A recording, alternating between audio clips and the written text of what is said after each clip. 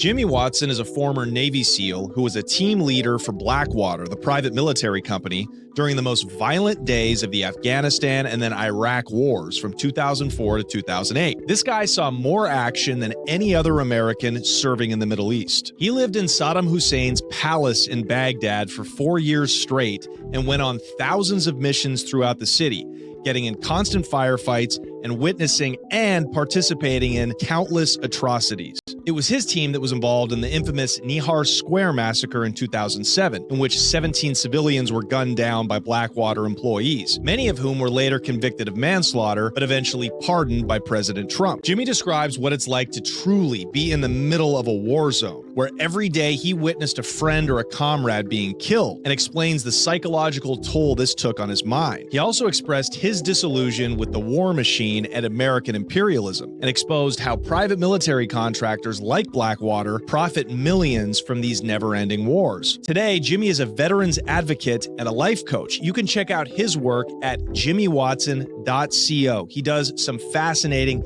and very, very important work for veterans coming home from war. This is one of the most fascinating conversations I've ever had. Jimmy truly was a part of history. And for an equally fascinating bonus conversation with Jimmy, where he talks about his time serving as a CIA mercenary, as well as the personal bodyguard for John McAfee, check that out on Patreon. Look, you got to be realistic here.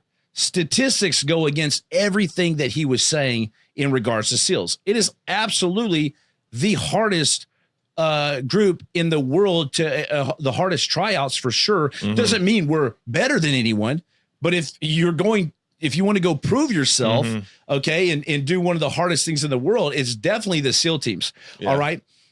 Because of the water element. Yeah. It's the environment. It's not because we're so badass and we go through this and this. It's just that you're punished brutally. It's like literal torture. And I highly doubt Andrew could ever make it one day in that program because I've seen so many people talk trash like him.